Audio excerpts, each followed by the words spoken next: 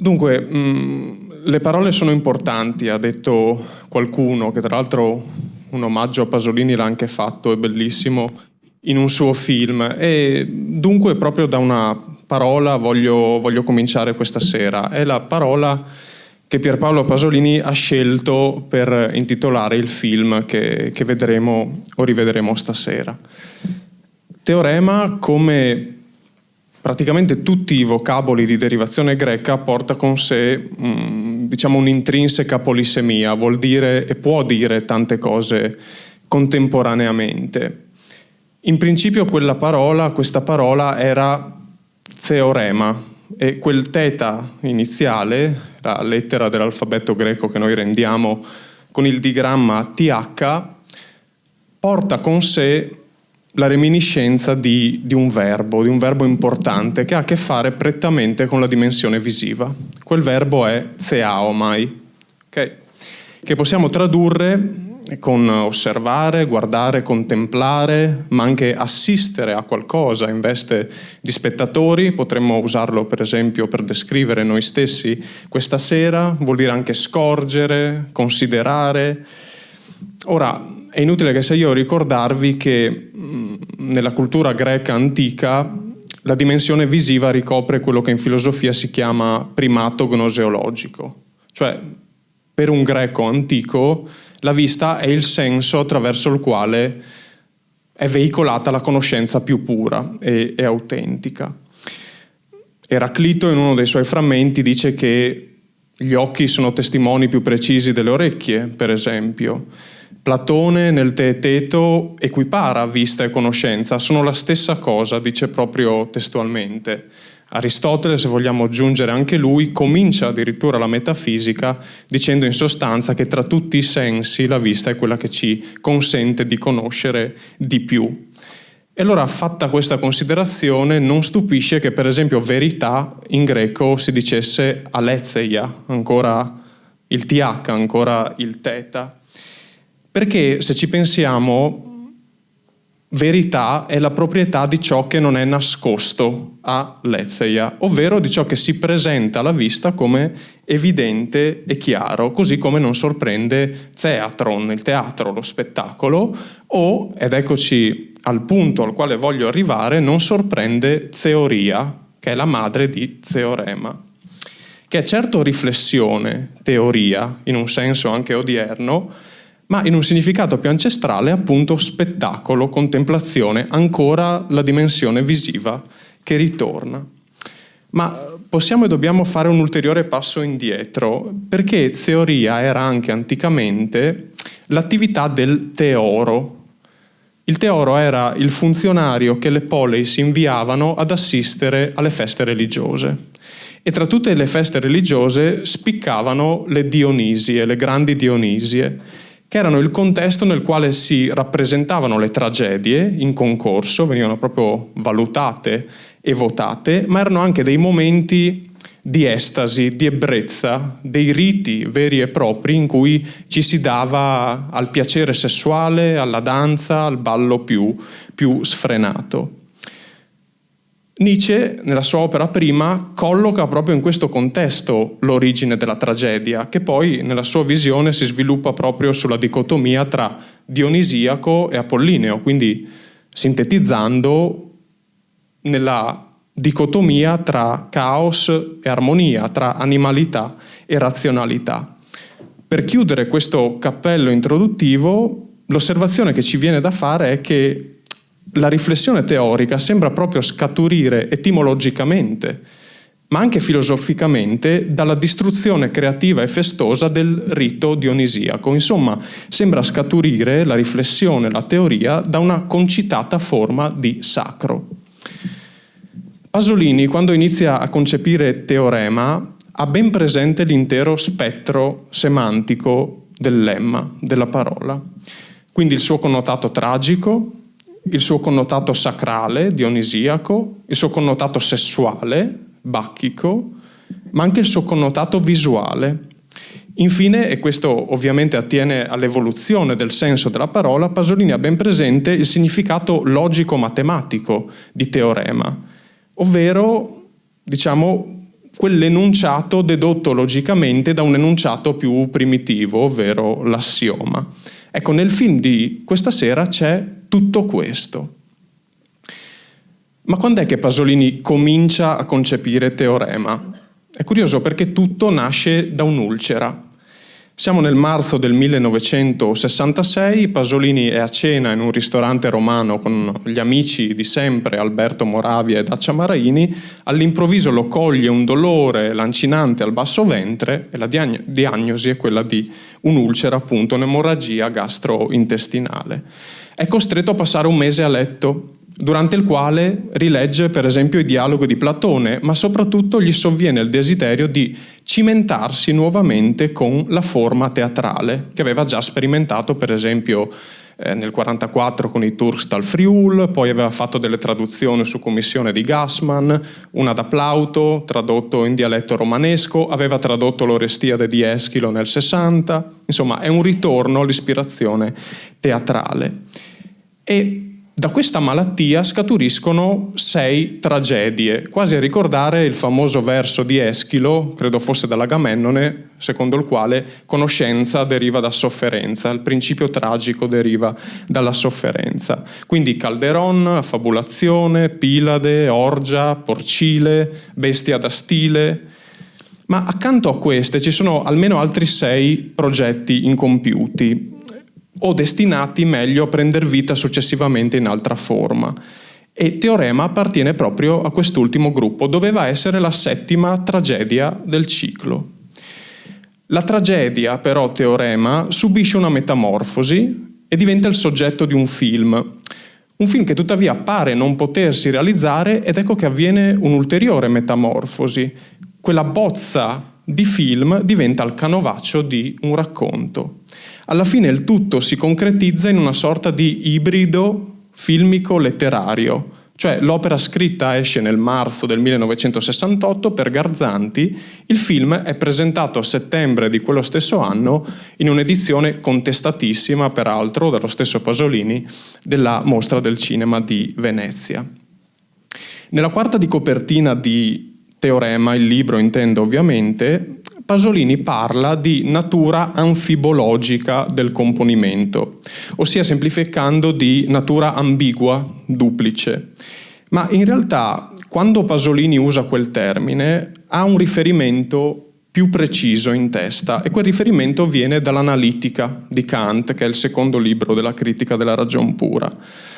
Kant lì parla proprio dell'anfibolia, che sarebbe appunto l'ambiguità, come dicevo poco fa, che contraddistingue il rapporto tra concetto e fenomeno. L'esempio che fa Kant è molto chiaro, dice 2 gocce d'acqua sono identiche a se stesse se prese come concetto, ossia quando le immaginiamo, quando le pensiamo astrattamente, ma sono diverse l'una dall'altra quando le intuiamo, ossia quando le vediamo, quando ne abbiamo un'esperienza fenomenica. Ma riflettendoci, non è forse questa la stessa differenza che Pasolini, nel celeberrimo scritto Il cinema in forma di poesia, che trovate in Imperismo eretico, pone tra codice letterario e codice filmico? È la stessa differenza, perché per Pasolini la pagina scritta è astratta, in quanto rimanda sempre a un bagaglio immateriale, astratto di concetti e figure che noi dobbiamo figurarci in mente, mentre d'altra parte l'immagine, e specificamente l'immagine filmica, quella ipotetica goccia d'acqua ce la può mostrare. Okay? Le immagini, dunque, dice Pasolini, sono sempre concrete, visualizzano la stessa differenza tra concetto e fenomeno che poneva Kant. Ricordiamo che per Pasolini il cinema è lingua scritta della realtà. Teorema libro e teorema film, dunque, sono 2 facce della stessa medaglia, la goccia immaginata e la goccia visualizzata. È proprio il processo dialettico dall'astratto al concreto, 2 facce. Fatte queste premesse, cerco di analizzare brevemente in 5 punti schematici il modo in cui questa quantità di presupposti e di significati della parola teorema, da che tutto si tiene alla fine, è declinata nella materia viva del film. Punto primo, teorema come tragedia e trionfo del Dionisiaco. La trama, in brevissimo, un accenno di trama. Siamo a Milano nel 1968, Annunciato da un angelo che poi è un postino interpretato da Ninetto Davoli, un ospite inatteso giunge nella villa di un industriale. Attraverso l'esperienza sessuale, attraverso il sesso, sovvertirà una per una le esistenze dei membri della famiglia borghese. Dice niente questa fabula? Sì, qualcosa lo dice, perché non è che una rivisitazione di una tragedia, Le Baccanti di Euripide, in cui, come molti di voi ricorderanno, il dio Dioniso giunge a Tebe e sconvolge gli abitanti della città sessualmente, e non soltanto, a partire dal re Penteo. Ma che cosa vede o cerca Pasolini in questo sostrato tragico? Cerca, sono parole sue, un regresso lungo i gradi dell'essere. Ecco perché mi sono soffermato sull'etimologia all'inizio, perché per lui questo regresso è anche linguistico, significa ritornare al grado zero del linguaggio e della realtà. È come se a un certo punto la mitologia personale di Pasolini, che aveva sviluppato già poeticamente a partire dagli anni friulani, la mitologia di un mondo originario, linguisticamente e storicamente incorrotto, sentisse il bisogno a un certo punto di confrontarsi con il mito per eccellenza, cioè quel retaggio atavico sul quale poggia di fatto il pensiero occidentale, che ha un fondamento tragico. Nella tragedia che cosa trova Pasolini? Per esempio trova l'elemento barbarico. Barbarie è una delle parole preferite di Pasolini. Pensate a Medea, la fattucchiera Medea che dalla anomica selvaggia Colchide giunge all'universo razionale civilizzato di Corinto. Ma soprattutto vi trova sostanziata la sua ossessione per il movimento, da intendersi ovviamente nel senso più ampio possibile. È un movimento da un fuori, con la F maiuscola, come l'ha chiamato Michael Hart, a un dentro, e quel dentro è quello della società borghese, illuministica, tecnico-razionale, consumistica, eccetera. È quello stesso passaggio, l'avete visto qualche settimana fa, che visualizza in Appunti per un'Erestiade africana, dove nell'exemplum del passaggio della mutazione delle erinni in eumenidi, quindi nel passaggio dalla faida al diritto positivo, rivede il passaggio degli stati africani dalla dipendenza coloniale all'agognata indipendenza. A proposito di movimento, mentre per esempio Mamma Roma e Accattone ancor prima raccontavano un movimento fallimentare dal fuori al dentro, dal fuori della borgata al dentro della città, un tentativo di movimento, Teorema è il contrario. È il racconto di un movimento indotto dal dentro al fuori, e anche questo sarà un movimento fallimentare ad esclusione di un personaggio, la serva Emilia, che si salva perché scopre il sacro. Punto 2. Teorema come epifania del sacro, appunto. Ogni componente della famiglia, dopo l'esperienza del contatto sessuale dionisiaco con il sacro, cioè l'ospite Dio, che è poi l'altro con la A maiuscola, si volge verso una forma di autorealizzazione, lo vedrete nel film, individualistica ed egotica, cioè che si dà all'arte, per esempio, la forma di espressione borghese per eccellenza. Cioè il contatto con l'altro, il Dio, costringe a diventare altri.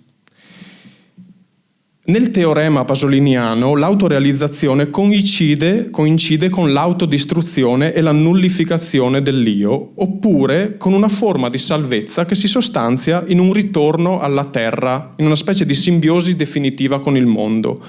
E quest'ultima sorte, come vi dicevo, nel film è riservata soltanto a Emilia, che è la serva interpretata da Laura Betti, che, se ci pensate, è a sua volta un altro rispetto alla famiglia borghese. Emilia è l'unica ad accogliere in sé il sacro, il luminoso che dir si voglia, e infatti alla fine si librerà in aria come San Giuseppe da Copertino e affiderà le sue lacrime alla terra. Il sacro, che per Pasolini, attenzione, è il rimosso per eccellenza in senso freudiano della razionalità borghese illuministica, si manifesta cioè suscitando terrore in chi non lo comprende e non lo accoglie ed estasi salvifica in chi è in grado di capirlo ed accoglierlo. Punto 4. Teorema nel suo senso logico-matematico. Il film si apre con un servizio televisivo, lo vedrete tra poco, in cui un giornalista, che è interpretato da Cesare Garboli, chiede a un gruppo di operai assiepati al di fuori di una fabbrica la seguente domanda. Un borghese, anche se dona la sua fabbrica, in qualsiasi modo agisce, sbaglia? È questa la domanda da cui scaturisce logicamente, matematicamente, il teorema pasoliniano, che è, questa citazione la devo a Serafino Murri, un teorema sull'irredimibilità della borghesia. La borghesia è irredimibile e questa irredimibilità è per Pasolini di natura logico-matematica, dunque sostanzialmente inoppugnabile, è un fatto di fronte al quale si resta sgomenti e soprattutto senza soluzione. Il film, va ricordato, esce contemporaneamente, quasi contemporaneamente, alla famigerata poesia di Pasolini sugli scontri di Valle Giulia, okay? Nella quale, come risaputo, Pasolini dice, in sostanza, riassumendo, semplificando, che nella lotta tra le parti sono i poliziotti i veri proletari e non gli studenti in protesta che sono invece espressione compiuta della borghesia. Esattamente come accade alla famiglia del film, gli studenti, attraverso l'esperienza dell'altro o altrove, che è la rivoluzione, non entrano in condivisione con il mondo, come invece fa la serva Emilia, ma riaffermano egoticamente la propria identità borghese. Nell'altro, in altri termini, la borghesia non trova il sacro, ma uno specchio deformante. Punto quinto, teorema nel suo significato visuale. Come detto, il cinema visualizza, rende cioè esperienziale, ciò che il testo costringe ad immaginare, ossia ad astrarre. Il sacro, per Pasolini, trova una sua materialità visiva, visuale, nell'impressione fotochimica della pellicola. Siamo dunque, anche noi spettatori, esattamente come i personaggi del film, a porci variabilmente nei confronti del sacro che l'ospite reca con sé. Possiamo accoglierlo come Emilia o rifuggerlo, trovando nello schermo soltanto uno specchio che riflette la nostra immagine deformata e non una porta verso una forma di comprensione del mondo. Ed esattamente questa duplicità, tra l'altro, contraddistingue le reazioni al film dell'epoca.